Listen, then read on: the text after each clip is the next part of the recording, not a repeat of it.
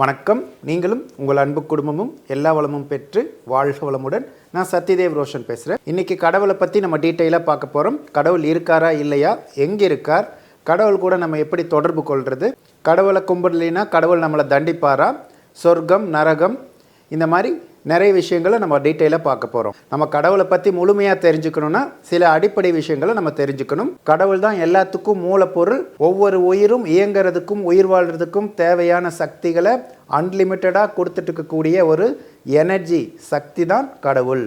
பொதுவாக கடவுள் எனக்குள்ளே இருக்கார், ஒவ்வொருத்தருக்குள்ளே இருக்கார் அப்படின்னு நம்ம சொல்லி கேள்விப்பட்டிருப்போம். உண்மையில் கடவுளுக்குள்ளே தான் நம்ம இருக்கோம். பிரபஞ்சத்தில் ஒவ்வொரு அணுவாகவும் பஞ்சபூதமாகவும் எல்லா பொருட்களாகவும் எல்லா உயிர்களாகவும் இருப்பது இறைவன் தான். இறைவன்னா இறைந்து கிடப்பவன். ஒரு சப்தத்தை நம்ம கேட்கணும்னா காதை பயன்படுத்தி சப்தங்களை கேட்குறோம். அதே மாதிரி சுவையை தெரிஞ்சுக்கணுன்னா நாக்கை பயன்படுத்தி சுவையை நம்ம உணர்கிறோம். அதே மாதிரி தான் கடவுளை உணர்றதுக்கும் தெரிஞ்சுக்கிறதுக்கும் ஒரு சென்ஸ் இருக்குது. அந்த சென்ஸ் தான் சிக்ஸ்த்து சென்ஸ். 5 அறிவு மூலிமா அந்தந்த அறிவு மூலிமா என்னென்ன உணர முடியுமோ தெரிஞ்சுக்க முடியுமோ அதை மட்டும்தான் நம்ம உணர முடியும், தெரிஞ்சுக்க முடியும். இப்போ உதாரணத்துக்கு கண்கள் மூலிமா நம்ம பார்க்க முடியும்னு வைங்க. கண்கள் மூலிமா நம்ம கேட்க முடியுமா? முடியாது. அப்போ அந்த சென்ஸை பயன்படுத்தி அதுக்குண்டான விஷயங்களை மட்டும்தான் நம்ம தெரிஞ்சுக்க முடியும். அதே மாதிரி தான் கடவுளை நம்ம உணரணும்னா 6வது அறிவை பயன்படுத்தணும். 6வது அறிவுங்கிறது நம்ம நினைக்கிற மாதிரி சிந்திக்கிற அறிவு மட்டும் கிடையாது. ஏன்னா சிந்திக்கக்கூடிய அறிவு எல்லா உயிரினங்களுக்குமே இருக்குது. பூனையை எடுத்துக்கிட்டோம்னா அதுக்கு உடம்பு சரியில்லாத போது சாப்பிடாது, செரிமான கோளாறு இருக்கும்போது புல்லெல்லாம் போய் திங்கிறத பார்த்துருக்கோம். இந்த மாதிரி நிறைய உதாரணங்களை நம்ம பார்க்கலாம். 6வது அறிவுங்கிறது அறிவை அறிவதற்காக கொடுக்கப்பட்டது. அறிவுங்கிறது தான் இறைவன். இறைவனை உணர்றதுக்காகவும் இறைவனை தெரிஞ்சுக்கிறதுக்காகவும் இறைவனோட கனெக்ட் ஆகிறதுக்காக கொடுக்கப்பட்ட அறிவு தான் 6வது அறிவு. யாராவது இறந்துட்டாங்கன்னா செத்து போயிட்டாங்கன்னு சொல்லுவாங்க. உண்மையிலும் சத்து போனது தான் செத்து போனதுன்னு மாறிடுச்சு. சத்துனா உயிர், உயிர் தான் இறைவன், அறிவு தான் இறைவன். அப்போ நம்ம உடம்புக்குள்ளே உயிர் இருக்கிற வரைக்கும் தான் நமக்கு மதிப்பு. உயிர் போயிடுச்சுன்னா நம்ம வெறும் டெட் பாடி, பெணம் அப்படின்னு தான் சொல்லுவோம். உயிர் அப்படிங்கிற இறைவன் உள்ளுக்குள்ளேருந்து நம்மளை இயக்குறாரு. வெறும் நம்ம சாப்பாடு சாப்பிட்றோம், தண்ணி குடிக்கிறோம். எப்படி நம்ம உடம்புக்குள்ளே அத்தனை உறுப்புகளும் அத்தனை இயக்கங்களும் நடக்குது, நம்ம போய் உள்ளுக்குள்ளே ஏதாவது செய்கிறோமா? சாப்பாட்டை உடம்பாக மாற்றுறது யார்? நம்ம உடம்புக்குள்ளே இருக்கக்கூடிய உயிர் தான். அந்த உயிரை பற்றி நம்ம தெரிஞ்சுக்கணும். நம்ம உடம்புக்குள்ளே இறைவன் இருக்கும்போது அதை உயிர் ஜீவன் அப்படின்னு சொல்கிறோம்.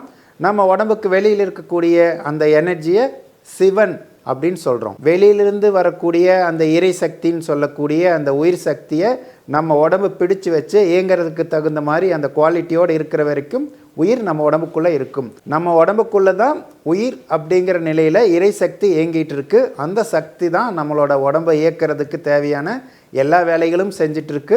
அது உடல் இயக்கமாகவும் மன இயக்கமாகவும் ஒரு எனர்ஜியாக நமக்கு பயன்பட்டுட்டு இருக்கு. அப்போ இறை சக்தியை நம்ம எல்லாத்தினாலையும் பயன்படுத்த முடியும். அதுக்கு எந்த குறையும் இல்லை, அதுக்கு எந்த பாகுபாடும் இல்லை. நல்லவன் கெட்டவன் ஏழை பணக்கார அப்படின்னு எந்த பாகுபாடும் கிடையாது. எல்லா உயிரினங்களுக்கும் இதே கான்செப்ட் தான். இறை சக்தி தான் ஒவ்வொரு உயிருக்குள்ளிருந்தும் அந்த உயிரோட இயக்கத்துக்கும் உயிர் வாழ்கிறதுக்கும் தேவையான செயல்களை செஞ்சிட்ருக்கு.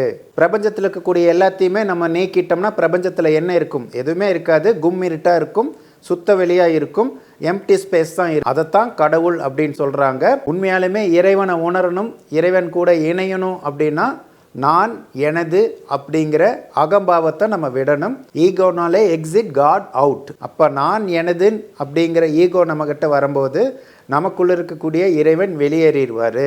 நம்ம உணர்ச்சி வயப்பட்ட நிலையில் பற்றுதலோடு இருக்கும்போது நமக்கு மனம் அதிகமாக இயங்கும். பற்றற்ற நிலையில் தான் நம்மளோட அறிவு இயங்கும். நம்மளோட மன அலைச்சூழல் 13லிருந்து 18 வரைக்கும் இருக்கும்போது தான் அறிவு வேலை செய்யும். மன அலைச்சூழல் 18க்கு மேலே போயிருச்சுன்னா நம்மளோட மனம் தான் வேலை செய்யும். அப்போது நம்ம உணர்ச்சி வயப்பட்ட நிலையில் நம்ம நினைக்கிறதும் செய்கிறதும் சரியாக இருக்காது. கடவுளை பற்றி நீங்கள் முழுமையாக அறிவியல் பூர்வமாக தெரிஞ்சுக்கணுன்னா வேதாத்ரி மகரிஷியோட மனவளக்கலையில் நீங்கள் ஜாயின் பண்ணிங்கன்னா அங்கே உங்களுக்கு கடவுளை பற்றி முழு விளக்கம் கிடைக்கும். கடவுளை உணர்றதுக்கும் அடையிறதுக்குமான பயிற்சிகளையும் அங்கே கொடுப்பாங்க. நம்ம ஆரம்பத்தில் பார்த்த மாதிரி இறைவனை உணர்றதுக்கும் இறைவனோட ஐக்கியமாவதற்கும் 6வது அறிவை பயன்படுத்தணும். 6வது அறிவுங்கிறது அறிவை அறிவது. அதுக்கு நம்ம மெடிடேஷன் பண்ணும், தியானம் பண்ணும்போது நம்ம இறைவனை உணர முடியும், இறைவனோட ஐக்கியமாக முடியும். நம்மளை அறியாமலே நம்ம எல்லாரும் அந்த இறைவனை உணர்றதுக்காக தான் முயற்சி பண்ணிகிட்ருக்கோம். நம்ம ஒரு பொருள் மேலேயோ வேறு ஏதாவது ஒரு விஷயத்து மேலேயோ ரொம்ப ஆசைப்படுவோம். அது கிடைச்சே ஆகணும், அது கிடைச்சாதான் சந்தோஷமாக இருப்போன்னு சொல்லி ரொம்ப விருப்பப்படுவோம். ஆனால் அது அடைஞ்சதுக்கப்புறம் கிடைச்சதுக்கப்புறம் வேறு ஏதாவது பொருள் மேலேயோ வேறு ஏதாவது ஒரு கான்செப்ட் மேலேயோ நம்மளோட ஆர்வம் போகும். அது எனக்கு வேணும், அது கிடைச்சாதான் சந்தோஷமாக இருப்பேன் அப்படின்னு நினைப்போம். அப்போ பணமாகட்டும் பொருளாகட்டும் நீங்கள் படிப்படியாக ஒவ்வொன்றையும் டார்கெட் பண்ணி போயிட்டே இருப்பீங்க, அது கிடச்சிக்கிட்டே இருக்கும். ஆனாலும் மனம் திருப்தி அடையாது. இதுக்கு காரணம் என்னென்னா, உண்மையாலும் நம்ம தேடுறது அந்த இறை உணர்வு தான். ஒவ்வொருத்தரும் உருவாகும் போது அவங்களுக்கு கிடைக்கக்கூடிய முதல் உணர்வே இறை உணர்வு தான். இதை பற்றி டீட்டெயிலாக இன்னொரு வீடியோவில் பேசலாம். நம்ம தேடக்கூடிய அந்த இறை உணர்வு நம்ம தேடிட்டு இருக்கக்கூடிய பொருட்களில் கிடைக்காதனால தான் திருப்தி இல்லாமல் அடுத்தடுத்து வேறு எதுலேயோ நம்ம மனசு போகுது. நமக்கு எப்போ ஃபைனலாக நமக்கு திருப்தி ஆகும் அப்படின்னா, தியானம் செய்வது மூலிமா தான் கிடைக்கும். நம்ம இப்போ வாழ்ந்துட்டு இருக்கக்கூடிய வாழ்க்கையில் எல்லாத்தையும் அனுபவித்ததுக்கப்புறம் ஒரு சலிப்பு உணர்வு வரும். அப்போ ஆட்டோமேட்டிக்காக இறை தேடுதல் நமக்கு வரும். அப்போ தேவையான குரு கிடைப்பார், தேவையான ஆன்மீகம் அறிவும் உங்களுக்கு கிடைக்கும். இறை வழிபாடு, உண்மையிலும் இறை வழிபாடுனா என்ன நம்ம தெரிஞ்சுக்கணும். இறைனா இறைவன், வழினா ரூட் பாதை, பாடுனா நடத்தல். அப்போ இறைவனோட வழியில் நடக்கிறது தான் இறை வழிபாடு. இறைவன் எப்படி நடந்துக்குவார், பாரபட்சம் இல்லாமல் எல்லாத்தையும் சமமாக பார்க்குறது, எல்லாத்துக்கும் நன்மைகளே செய்கிறது. இந்த மாதிரி நம்ம வாழ்ந்தோம்னா ஆட்டோமேட்டிக்காக நம்மளால் இறை உணர்வு பெற முடியும். சொர்க்கம் நரகம் இதை பற்றி பார்க்கலாம். நர கூட்டல் அகம் நரகம். நரன் அப்படின்னா மனிதன், அகம்னா மனம். மனிதனோட மனம் தான் நரகம். உயிரினங்களே ஒரு பாதுகாப்பான சொகுசான வாழ்க்கை மனிதனுக்கு தான் கிடைச்சிருக்கு. ஆனால் மனிதன் தான் உயிரினங்களே ரொம்ப கவலையோடவும் துக்கத்தோடவும் நிம்மதி இல்லாமல் வாழக்கூடிய ஒரே உயிரினம். அப்போது அந்த மாதிரி நிம்மதி இல்லாமல் திருப்தி இல்லாமல் புரிதல் இல்லாமல் வாழக்கூடிய ஒரு மனம், ஒரு நிலை தான் நரகம் அப்படின்னு சொல்கிறாங்க. ஸ்வரம் கூட்டல் அகம் ஸ்வர்க்கம். இதை ரெண்டு விதமாக எடுத்துக்கலாம். ஸ்வரம்னா புனிதத்தன்மை, அலை அப்படின்னு எடுத்துக்கலாம்.